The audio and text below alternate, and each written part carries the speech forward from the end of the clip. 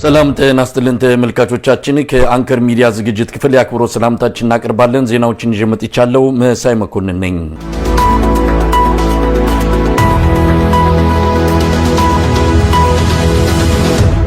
ምናልባት ያሬድ ስለዛሬው ግርግርና ትዕይንት እንደው አንዳንድ ነገሮችን እንድናነሳ በሚል እንግዲህ ቀደም ሲልም አንተ እንደጠቀስከው ከውጭ ሀገራትም ጭምር የተወከሉ ሰዎች አሉ። እነዚህ ሰዎች የብልጽግና ሰዎች ናቸው። ልክ እንደ ገለልተኛ አካላት ከውጭ ሀገር ተሳታፊ የሆኑበት መድረክ ነው። በጣም አሳፋሪ ነው። እንደው አጠቃላይ ሂደቱንና ክንውኑን ውስጡ የሚያነሳቸውን ጉዳዮች በተመለከተ የደረሰንም መረጃ አለ። ምናልባት ወደ ኋላ ላይ እናነሳዋለን። አዲስ አበባን ከሸገር ከተማ ጋር በመቀየጥ የኦሮሚያና የአዲስ አበባ አስተዳደር በጋራ የሚመሩት ክልል ለማድረግ እንደታሰበም ነው። በሂደት አዲስ አበባ ወደ ኦሮሚያ አካልነት እንድትቀየር የተጀመረ ሂደት አለ። ይህንን ሂደት በፊት ለፊት መጥተው ኦሮሚያ ማድረግ አልቻሉም። ማድረግ የሚችሉት በጋራ ያስተዳድሯት አዲስ አበባን ከሸገር ጋር አንድ ላይ ተቀያይጠው፣ ይሄ ደግሞ ልዩ ጥቅም የሚባለውም ጥያቄ በሙሉ የሚያስቀር ነው ከሚል ጋር ተያይዞ ኦሮሚያና አዲስ አበባ ከተማ አስተዳደር በጋራ ሸገር ከተማንን ያጠቃልለ አንድ ክልል ተመስርቶ ይመሯታል፣ በጋራ ያስተዳድሯታል የሚል ሐሳብ እንዳለ ሰምተናል። ምናልባት ይሄም ሐሰተኛ መረጃ ሆኖ ነገ ከነጎዲያ የሚጋለጥ ሊሆን ይችላል፣ አናቅም። ግን አብይ አድርጓል አድርገውም የሚለውንም ልናነሳ እንችላለን። ግን ወደዛ ከመሄድ በፊት አጠቃላይ ክንውኑን እንዴት ልትገልጸው ትችላለህ? ብዙ ነገር ብለናል። የአብይ አህመድ ባለ ሲመት የምርጫ ማሳረጊያ ድግስ፣ የብሔር ብሔረሰቦች ቀን ሁሉ ይመስላል። ብዙ ነገር ብለናል። ከዛ ያለፈ ምን ነገር አለ? የተጋበዙት ፊት ለፊት የሚታዩት ንግግር የሚያደርጉት በሙሉ ብልጽግና ናቸው። አይታል አብይ አህመድ ሲገባ የነበረው ጩኸት የነበረው እልልታ። ትልቁ ነገር ነው መሰለህ አሁን እዛ ውስጥ ራሱ አብይን በቃ ሴሌብሬት የማድረግ ኢቨንት ነው እንጂ ጄኒውን የሆነ ኢትዮጵያን ለመታደግ የታሰበ ሀገራዊ ምክክር ቢሆን አብይ እንደ አንድ ስቴክ ሆልደር ነው የሚቆጠረው። በዚህ ፕሮሰስ ውስጥ ጠቅላይ ሚኒስትርነቱ እንዳለ ሆኖ በኢትዮጵያ ፖለቲካ ውስጥ በኢትዮጵያ ምክክር በሚያስፈልጋቸው ጉዳዮች ውስጥ የሚሳተፉ ስቴክ ሆልደሮች ሊስት ሲደረጉ ፕሮፌሰር መራራ አንደኛ ካልክ፣ አቶ ወገኔ እንደዚህ ሁለተኛ፣ የዚህ ፓርቲ መሪው ሶስተኛ ካልክ፣ አብይ እንደ ማንኛውም እንደ አንድ ዜጋ እንደ አንድ የፖለቲካ ፓርቲ መሪ ከሌሎቹ እኩል ተርታ ይዞ እንደ ማንኛውም ሰው ነው ትሪት የምታደርገው። ምክክሩም ላይ አይን ላይን እየተያየህ ኦን ኢኳል ፉቲንግ አንድ አይነት እንትን ላይ ሆነህ ነው። አሁን አብይ ቡራኬ ሰጪ፣ የዚህ መድረክ ፈቃጅ፣ በጀት ለቃቂ፣ ደጋሽ ነው አብይ። ልክ ድግስ ላይ ሙሽሮችና ሌላው ታዳሚ እኩል አይደለም። ሙሽሮች ከፍ ያለ ስቴጅ ላይ ሲገቡ ልዩ አቀባበል ተደርጎላቸው ተነጥፎላቸው በቀይ ምንጣፍ ላይ ተጉዘው ታጅበው ይገባሉ። ሙሉ የሰርጉ ሴሬሞኒ እስኪያልቅ የቤቱ ንግስትና ንጉስ እንትኑ ስፔሻል ልዩ እንትን ያላቸው እነሱ ናቸው። ሁሉም ሰው አይኑ እነሱ ላይ ነው የሚያርፍ። የነሱ ቀን ነው ይሄ ብሔራዊ ምክክር። ጄኒውን የሆነው ብሔራዊ ምክክር ይሄ አይደለም። ኢሴንሱም መነሻውም ይሄ አይደለም። ባለድርሻ አካላት ከሁሉም ከሃይማኖትም ከምንም ይምጣ በዚህ ቀን በዚህ ቦታ ሁሉም እኩል ድምጽ ነው የሚኖረው። አብይ እኮ ከዚህ በፊትም መጥቶ እንደዚሁ የብሔራዊ ምክክር መድረኩ ላይ ዲክቴት አድርጎ ነው የሄደው። መመሪያ ሰጥቶ ፍሬም አድርጎ እስከምን ድረስ መወያየት እንደሚቻል የሚነኩና የማይነኩ መስመሮችን አስቀምጦ ይሄን ማድረግ አትችሉም፣ ሽግግር ማድረግ የሚባል ነገር ማንሳት አትችሉም፣ እነዚህ ማድረግ አትችሉም፣ እነዚህ ማድረግ አሁን ትናንትናም ነው ዛሬም ባደረገው ንግግር ላይ አሞራዎች አንጃባዋል። እኛ የምንሰጣቸውን ብቻ ነው እንትን የሚሉት። ማንም መጥቶ እንደ ቅርጫ ኢትዮጵያን እንደ ቅርጫ በቃ ጥቅም ፈላጊዎች ዙሪያችንን ከበውናል፣ እኛ ካልፈቀድንላቸው ምናምን ብሎ እሱ ፈቃጅ ነው፣ ከልካይ ነው፣ ሰጪ ነው። ሂዝ ኤቭሪቲንግ። በቃ ይሄ የፕሮሰሱ አቦርት መደረጉን ራሱ ጄኒውን አለመሆኑን ማሳያው እና እንደው መጠንቀቅ እንኳን አልፈለጉም የሚገርምህ እንጂ ጄኒውን የሆነ ፕሮሰስ አብይ አህመድን እታች አውርዶ እንደ አንድ ኢትዮጵያዊ እንደ አንድ የፓርቲ መሪ እንደ አንድ ጠቅላይ ሚኒስትር ባለድርሻ አካል ነው የሚያደርግህና ከሌላው ሰው እኩል ቁጭ ብለህ ነው። አብይ እዛ ላይ ወጥቶ እንደ ጠቅላይ ሚኒስትር ኦፕኒንግ ሪማርክ ሊያደርግ ይችላል። ግን በሂደቱ ውስጥ ግን ከሌሎቹ ኢትዮጵያዊ ፖለቲካ ኃይሎች የተሻለ ፈላጭ ቆራጭ ሆኖ መነሻና መድረሻው ለክቶ ነው እቺን ያህል ነው ፕሮሰሱ ብሄድ ያለበት ብሎ ለክቶ የመስጠት አይነት ነገር ነውና ለዛ ነው ቅድም ያልኩ አብይን ሴሌብሬት ማድረጊያ ፕላትፎርም ነው። ከዛ በኋላ ያለው የፕሮሰስ በ500 ሰዎች በየቦታው ተመድበው ተመካከሩ ምናምን እሱ ሁሉ ፍሬም ተደርጎ ያለቀ ነገር ነው መሳይ። በየቦታው የብልጽግና ሰዎች አሉ ፋሲሊቴተር ተብለው ቀድሞ የተዘጋጁ አማካሪ የዚህን የምክክር ኮሚሽኑን ስራ እንዲያቀላጥፉና እንዲደግፉ ተብለው ይሄንን 500 በየቦታው የሚመደቡትን ሰዎች ውይይቱ ፍሬም እንዲያደርጉ ትላንት እሳቸው እንዳሉት ፕሮፌሽናል የሆኑ ቃለ ጉባኤ ያዦች ምናምን አደራጅተናል ብለዋል። በደንብ ስልጠና የተሰጣቸው ከየዩኒቨርሲቲው ተመርጠው የመጡ እና የሚፈለጉትን አጀንዳዎች ያለቀ ጉዳይ ነው። ይሄ ከቨር ነው ፕሮሰሱ። 500 ሰዎች ተሳትፈውበት ነበር ምናምን የሚባለው ዝም ብሎ ሂደት ነው እንጂ ስራው ተሰርቶ አልቋል መሳይ። ምን እንደሚወጣም ይታወቃል። ምን ጉዳዮችን መጨረሻም ላይ ቢፈልጉ ከ35 ቀን በኋላ በአደባባይ በይፋ ተዘጋ ተብሎ የሚነገረው ነገር አብይ ዛሬ ሊነግርህ ይችላል ከፈለገ። ያለቀ ፕሮሰስ ያለቀ ሂደት ነውና የተደራጁ ትሬንድ የተደረጉ በኮሚሽኑ በብልጽግናም ሰዎች ስልጠና የተሰጣቸው ታማኝ የሆኑ ከሲቪክ ማህበረሰቡ ዩኒቨርሲቲዎች ከምናምን ፒክ የተደረጉ ማአት ምሁራኖች አሉ። እነሱ እዛው ውስጥ ቁጥር አሉ። እነሱ በየ8ቱ ምድብ ውስጥ በእርግጠኝነት ቁጥራቸው ተለክቶ እሱን አይነግሩም እዚህ እንትን ላይ እነዛ ሰዎች እዛ ውስጥ አሉ። በቃ ፋሲሊቴተር ናቸው፣ ቃለ ጉባኤ ያዥ ናቸው፣ አጀንዳውን ፍሬም አድራጊዎች ናቸው። መጨረሻ አርቲኩሌት አድርገውና አሁን አንተ የምትለው በተለያየ ማህበረሰብ ደረጃ ያሉ ስለ አጀንዳው ምንም ያልገባቸው ሰዎች ምናምን ከየቦታው ተሰበሰቡ የሚለው እሱ የቁጥሩን እንትን ማሟያ ናቸው። ከዛ ያለፈ ሚና አይኖራቸው። ይሄን ስራ የሚሰሩ ግን የተመረጠ አንድ የኤሊት ግሩፕ አለ። አሁን ከኮሚሽኑ ሰዎች ጀርባ አይ ቲንክ በመቶ ምናምን የሚቆጠሩ የኤሊት ግሩፕ አለ። በደንብ ያዘጋጇቸው እነሱ ናቸው ፍሬም የሚያደርጉት ኤቭሪቲንግ። መጨረሻም ጠርዘው ሁሉ ለኮሚሽኑ የሚሰጡት በደንብ በትምህርት በምናምን ጥሩ ዝግጅት ያላቸው በተለያየ ሲቪክ ማህበር ውስጥም በምንም በህግ ሙያ በፖለቲካል ሳይንስ በተለያየ የትምህርት ዘርፍ በቂ እንትን ያላቸው የተመረጡ ሰዎች አሉ። እነዚህ ሰዎች ናቸው ጨዋታውን የሚጫወቱት። እሱን ይሄንን እዚህ ሰነድ ውስጥ ምንም ውስጥ አታገኘውም መሳይ። ቀደም ብለው ነው አይ ቲንክ ከወር በፊት ምናምን ነው እነዚህ ሰዎች የተዘጋጁት እና እነሱ ሰዎች ናቸው ከኋላ ሆነው ሁሉንም ነገር ሰርተው ጨርሰው የግሩፑን ሐሳብ ጠርዘው ታይፕ አድርገው ኮምፓይል የሚያደርጉ። ያሬድ እንግዲህ ይሄ ሂደትን በተመለከተ ቀደም ሲል ስለ ቢያፍራው አንስተን ነበር። ቢያፍራ በራሱ የከሸፈ ለአርያነት ማይበቃ ብዙ ጉድለቶች ያሉበት ከ1.5 ሚሊዮን ሰው ያለቀበት የቢያፍራው ቢያንስ ጦርነቱ ካበቃ በኋላ ነው የተጀመረው። ቢያንስ ጦርነት አብቅቷል። ምንም እንኳን ቢከሽፍም ጦርነት የነበረው የእርስ በርስ ግጭት ጋብ ብሎ ወደ ምክክር የሄዱበት ሂደት ነው የነበረው። ኢትዮጵያ እኮ ያኮ ሂደት የለም። አሁን ከ3 ከ4 ቀን በፊት ከሆነ ደብረ ማርቆስ ላይ ወደ ደጀን መሄድ አይቻልም፣ አሊዶሮ ላይ ሰዎች ይታገታሉ፣ ህዝብ ጭንቀት ላይ ነው ያለው ብሎ አብይ አህመድ ኢትዮጵያ ምን ያህል ህመም ላይ ኢትዮጵያ ምን ያህል ችግር ላይ እንዳለች ጦርነት የሚካሄድባት በየቦታው ግጭት ያለባት መሆኑን ራሱ እየተናገረ ይህን ሂደት ማስጀመሩ በራሱ ምን ያህል ከቢያፍራው ከከሸፈው ለአርያነት ከማይበቃው ቢያፍራ እንኳን ያነሰ የምክክር ሂደት መጀመሩን የሚያሳይ ነው። መጀመሪያ ስለ ኦሉሴጉን ኦባሳንጆ አንድ ነገር ዛሬ የተናገሩትን ነገር ምን ያህል የአፍሪካ አምባገነኖች እና የአፍሪካ ፖለቲከኞች እንዴት እንደሚደጋገፉና በህዝብ ቁስል እንዴት እንደሚቀልዱ የምታየው አብይ ነው። ዛሬ ሴሌብሬት ሲያደርጉ የነበሩት ኦባሳንጆ ጠቅላይ ሚኒስትር አብይ ከዛሬ 6 ዓመት በፊት ሳናግረው ህልሜ በአፍሪካ ውስጥ የፉድ ሴኩሪቲን ማሳካት ነው፣ በስንዴ አፍሪካ ራሷን እንድትችል ማድረግ ነበርና ከዩክሬን እና ከራሻ ላይ ጥገኛ የነበረችው አፍሪካ የምትላቀቅበትን ጊዜ ያመጣለው ብሎ ነበር። እንዳለውም ተሳክቶለታል። የተትረፈረፈ ስንዴ ምርት አምርቶ ኢትዮጵያን በምግብ ራሷን አስችሎ ለአፍሪካ የሚተርፍ እህል እያመረተ ያለ ሰው ነው እያሉ ነው አብይን ሴሌብሬት ያደረጉት ኦባሳንጆ።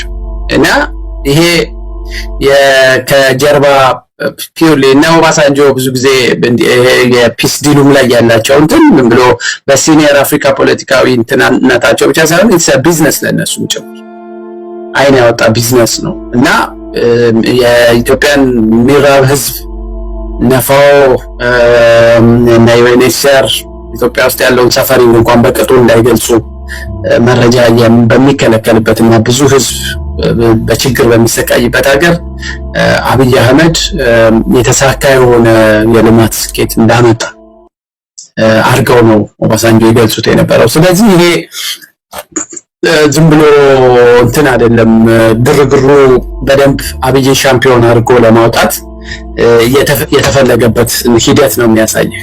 የባያፍራ እንትን ብዙ ጥናቶች ብዙ ስራዎች ወጥተውበታል። እንዳልኩ የናይጄሪያው ጦርነት ሲቪል ዋሩ ከ1967 እስከ 70 ተካሂዶ 70 ላይ ነው በጣም ደም አፋሳሽ የነበረውና ብዙ ሰዎች ያለቁበት የናይጄሪያ እንትን የተጠናቀቀው። እሱን ተከትሎ ነበረ የፖስት ዋር ከግጭት በኋላ ነው የዚህ ቢያፍራ ሪኮንሲሌሽን ሂደት የተካሄደው እና የራሱ ጥሩ ነገሮች እንዳሉት ሁሉ ቅድም የዘረዘርናቸው ብዙ ችግሮች የነበሩበት ፕሮሰስ ነው። የአሳታፊነት፣ የገለልተኝነት፣ የተጠያቂነት፣ የላክ ኦፍ አካውንታቢሊቲ የሚፈልገውንም እርቅ በትክክል ማምጣት አልቻለም።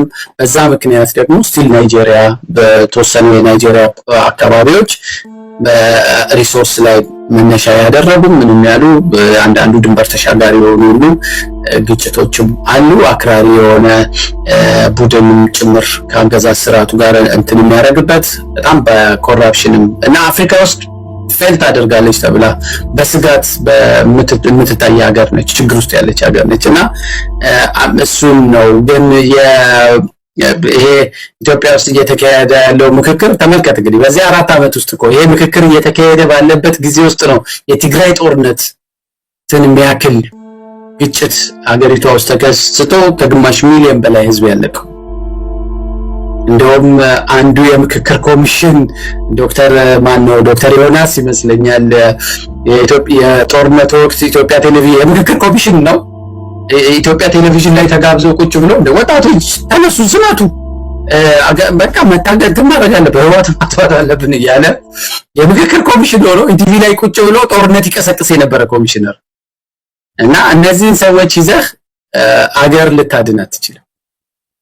ከዛ በኋላ የነበሩት ነገሮች የነበራቸው ሮል ምክር ቤት ውስጥ እኮ ነው። ሰዎች ታስረዋል። የፖለቲካ እስረኞች ባሉበት ሀገር፣ አክቲቭ የሆነ ጦርነት ባለበት ሀገር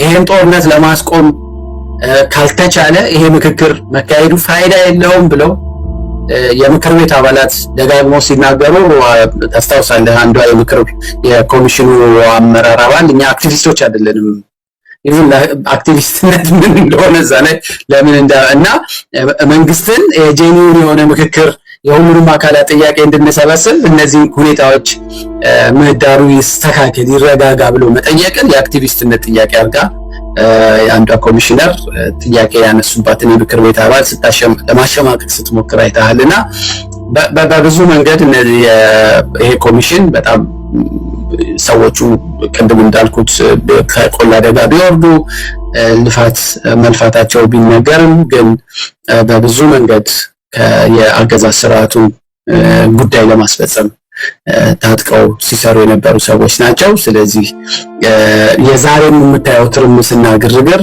በደንብ በአብይ አህመድ እና በብልጽግና ፓርቲ ፍሬም በተደረገላቸው መዋቅር ውስጥ ነው የሚንቀሳቀሱት እና ጄኒውን የሆነ ኢትዮጵያ ውስጥ አሁን ዛሬ ይሄ ምክክር እየተካሄደ ኢትዮጵያ ውስጥ ጦርነት አለ። የዚህ ምክክር መጨረሻ አንዳቸውንም ጦርነት በኦሮሚያ ያለውንም በአማራ ክልል ያለውንም ጦርነት የማስቆም ኃይል አይኖረውም፣ ሊያስቆምም አይችልም። ኢንተረስትም ያላቸው አይመስለኝም።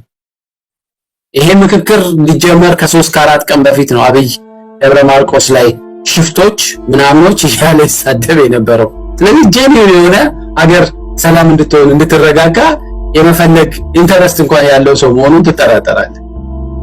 ይሄ ምክክር ሊጀመር ቀናቶች ሲቀሩት ነው ደብረ ማርቆስ ላይ ሄዶ አፄ ዮሐንስን ያለ ቦታቸው ጎትቶ አምጥቶ በትግራይና በአማራ ማህበረሰብ መካከል ታሪካዊ ቁርሾ መዞ አዲስ ግጭት ለመፍጠር የአማራ ህዝብ እንደገና ህወሓትን እዋጋለሁ ብሎ ከትግራይ ህዝብ ጋር ግጭት ውስጥ እንዲገባ ጥሪ ያመጣ ስለዚህ ሰውዬ ይሄን ፕሮሰስ የምክክር የሚባለው ነገር ጄኒውን አምነውም አይፈልም ምንም እንደማያመጣ ያውቃል። ግን እንዳልኩህ የፖለቲካ እንትኑን ኮስሞቲክ የሆነ ልክ የፕሪቶሪያ ስምምነትን መፈራረም እንደ አንድ ትልቅ ሰላም ወዳድነት አርገው ድራማ ሰሩ። ግን የትም አልደረሰም እንዳየኸው። እና ይሄም ምክክር ጄኒውን አይደለም።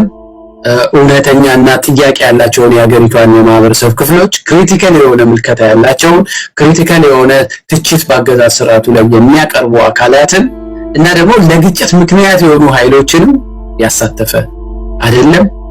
ስለዚህ ሃይጃክ የተደረገ ሐሳቡ ጥሩ ነው። ኢትዮጵያ ምክክር ትፈልጋለች። ኢትዮጵያ ጄኒውን የሆነ የፖለቲካ ምክክር ፕሮሰስ ትፈልጋለች፣ ትራንዚሽን ትፈልጋለች። ግን በአገዛዝ ስርዓቱ ሃይጃክ የተደረገ ፕሮሰስ ስለሆነ ለኔ ጀስት ሾው ድራማ ነው፣ ትዕይንተ ድራማ ነው። ድራማው ሲያበቃ መድረኩ ሲዘጋ ሁሉም ወደ የነበረበት ይመለሳል። ከዛ ያለፈ ሚና አይኖረውም። መሳይ ይሄ ለዚህ ለጉባኤው ተሳታፊ የሚሆኑት 4000 ሰዎች ጥሪ ሲደረግላቸው በወቅቱ መረጃው ከዛው ከምክክር ኮሚሽኑ ደርሶን ነበረ። ሰርኩላር ደብዳቤ ለየክልል መስተዳደር ለከተማ አስተዳደሮች ነው የተበተነው። በደብዳቤውም ከብልጽግና ሰዎች ወክለው እንዲልኩ ነው። የብልጽግና ሰዎች ናቸው የተጋበዙትና ይሄ ምንም መከራከርም የሚያስፈልጉ አይደለም። ብልጽግና ከብልጽግና ጋር የሚመክርበት የብልጽግና ጉባኤ ነው እየተካሄደ ያለውና እንደው በትክክል በቅንነት ሀገር እየመከረች ነው ብለው የሚገልጹ አንዳንድ ራሳቸውን ነገሮችን በመልካም ነገር እኒ ብለው ራሳቸውን እያጃጃሉ ብሎ ቃሉ መጠቀም እንደው ቢከብድም ሊጠቀሙ እያጃጃሉ ያሉ ሰዎች አሉ።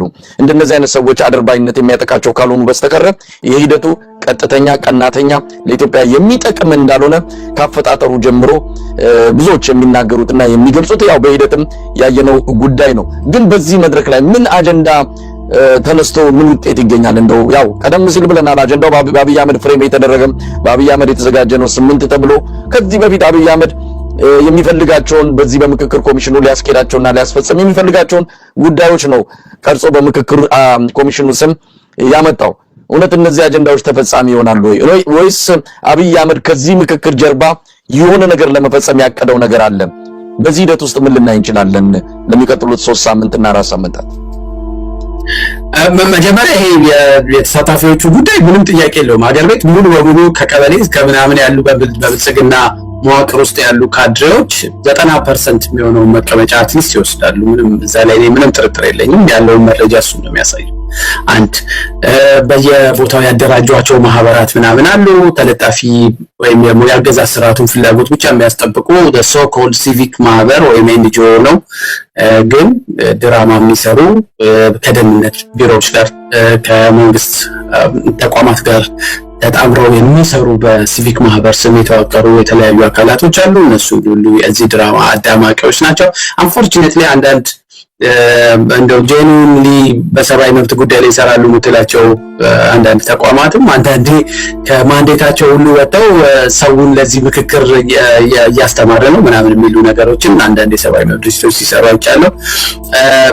just for your information I think የዛሬ 2 ዓመት አካባቢ ወይ 3 ዓመት አካባቢ አንድ ሎካል ኢንዲፔንደንት የሚባል የሲቪክ ማህበር የዚህ ኮሚሽን ጠቅላላ አሰራር ካፈጣጠሩ ጀምሮ የሄደባቸው መንገዶች ሳይንቲፊክ በሆነ መንገድ ጥናት ባለሙያ ኤክስፐርት ቀጥሮ አስገመገመ እና አንድ ጥራዝ መጽሐፍ ወጣው ያ ግምገማ እና ግምገማው የሚያሳየው ኮሚሽኑ ገለልተኛ አለመሆኑን፣ አጀንዳ የሚሰበስብበት መንገድ ገለልተኛ አለመሆኑን፣ ተሳታፊዎቹ ራሳቸው በተለያየ መንገድ ከገዢው ፓርቲ ጋር ንክኪ ያላቸው መሆኑን እና የኮሚሽኑ ንጸጽ በደንብ ነቅሶ ነው ያወጣው ሪፖርቱ። እና ሪፖርቱ ሎንች ሲደረግ አወዚና አዲስ እዛ ነበርኩኝ፣ ቦታው ላይ ነበርኩኝ። በጣም የሚገርም ስራ ነው የሰሩት።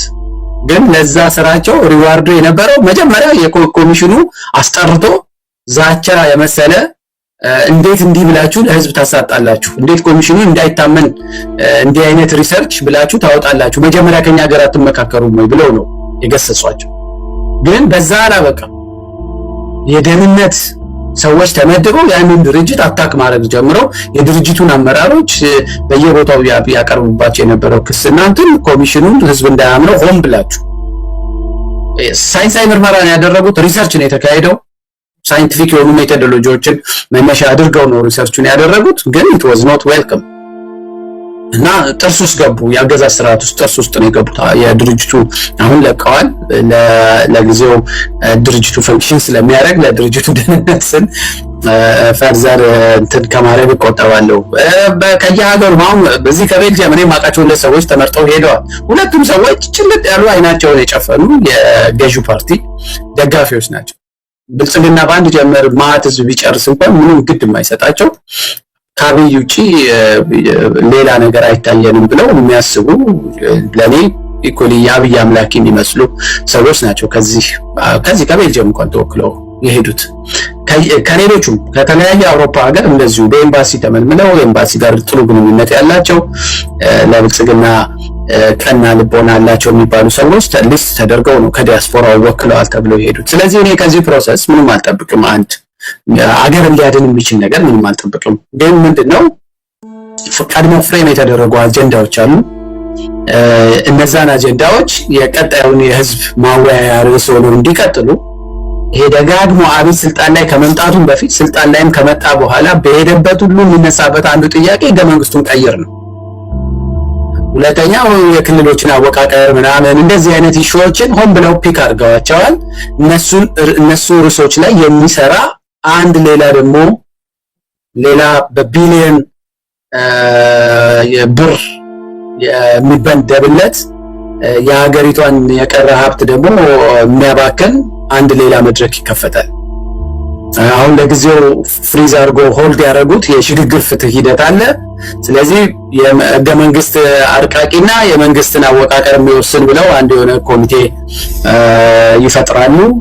እዛ ላይ ደግሞ ሌላ ኮሚሽን በምክር ቤት ማጸድቀው እሱን የሚሰሩ ወዳጆቻቸውን የህግ ባለሙያዎች ሰብስበው እንዲሁ ምክክር እያሉ በየክልሉ የቱ አንቀጽ ይወጣ የቱ አንቀጽ ይግባ እያሉ እንደዚሁ 2-3 ዓመት ህዝቡን ሆልድ የሚያደርጉበት የሚጠምዱበት ፕሮጀክት ነው የሚመጣው። ሙሉ በሙሉ ለቀጣዩ 5 ዓመት የኢትዮጵያን ህዝብ የማጥመጃ ፕሮጀክቶች ናቸው ከዚህ ፕሮሰስ የሚወለዱት።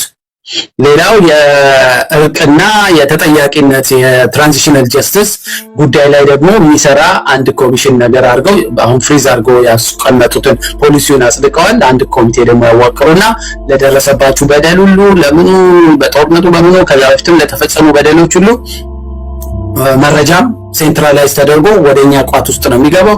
ሌላ አካል በግጭቶች የተፈጸሙ የሰብአዊ መብት ጥሰቶችን ማጣራት አይችልም፣ እንደዚህ ማድረግ አትችሉም፣ ኤቭሪቲንግ በእኛ ስር ነው ብለው መረጃውንም ለማዳፈንም በሚያመች መንገድ እንደዚሁ የራሳቸውን ሰዎች መድበው የዚህ የሽግግር ፍትህና እርቅ አፈላላጊ እንትን ብለው ደግሞ አንድ ስቴፕ እዛ ላይ ፈጥረው እንደዚሁ ጊዜ መፍጃ እና ለእኔ ለአብይ ጊዜ መፍጃ የሚሆን ጋሪዎች ናቸው አሁን የሚዘጋጁለት።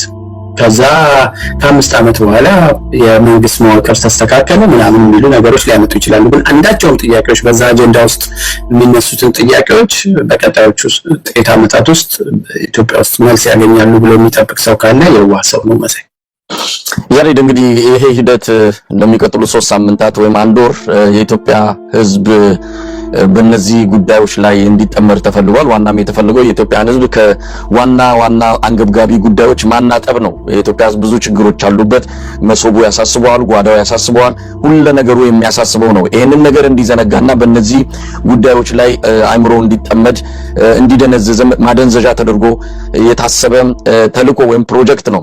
አብይ አህመድ በሚቀጥሉት 3 እና 4 ሳምንታት ሌላ ነገር በመገናኛ ብዙሃን አይወራም፣ ሌላ ነገር ብዙም የምትሰማው አይደለም። እነዚህ ጉዳዮች በየዕለቱ ምናልባት ኢትዮጵያ ቴሌቪዥን እና ሌሎች አገዛዙ የሚቆጣጠራቸው መገናኛ ብዙሃንን ህዝቡ እየተከታተለ አይደለም የሚለው ነገር እንደ አንድ ነገር ካልወሰድነው በስተቀር ዋና ዓላማውና ተግባሩ ህዝቡን ከመሰረታዊ ጥያቄዎቹ እንዲርቅ ማድረግ ነው።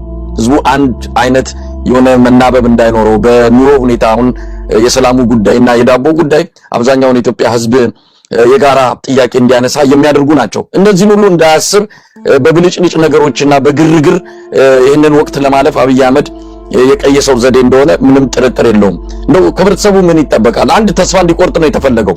ከዚህ በኋላ ስለ ምክክር የኢትዮጵያ ህዝብ ተስፋ ማድረግ የሚችልበት ሁኔታ የለም። ምክክር መቀለጃ፣ ምርጫ መቀለጃ ሆኖ ነው በአብይ አህመድ ዘመነ መንግስት ለኢትዮጵያ ህዝብ የቀረበው።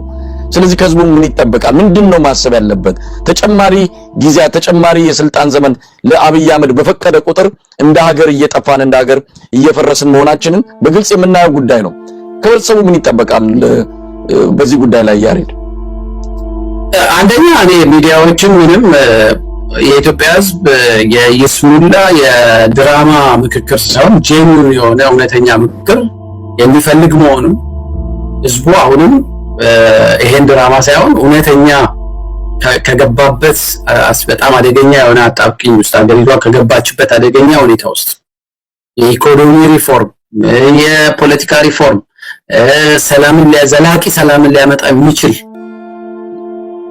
የፖለቲካ አውድ እንዲፈጠር ይሄ ፕሮሰስ እንትን ነው።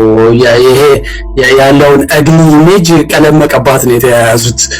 እውነተኛውን ችግር አይፈታም። ስለዚህ እውነተኛውን ችግር እንዲፈታለት የኢትዮጵያ ህዝብ አሁንም እውነተኛ የምክክር ሂደት የሚመጣበትን ቀን አጥብቆ መጠየቅ፣ መፈለግ፣ መሻት አለበት። አንድ እሱ ነው። ሁለተኛው ግን የተጀመሩ ትግሎች ያገዛዝ ስርዓቱን እኔ ኢትዮጵያ በዚህ ፕሮሰስ ሳይሆን የምትድነው ደጋግመን ያልነው ነገር ነው። የኢትዮጵያ ህዝብ አሁን ካለበት አደገኛ ሁኔታ ሊሸጋገርበት የሚችል ሰላማዊ የሆነ ጄኒውን ምክክር የሚደረግበት ሁሉም የፖለቲካ ኃይሎች የሚሳተፉበት እውነተኛ ምክክር መድረክ ሽግግርን ጭምር ያማከለ ምክክር መድረክ ነው የሚያስፈልገው። ያ እንዲመጣ ሰው ባለው ቦታና አቅም ሁሉ መታገል አለበት።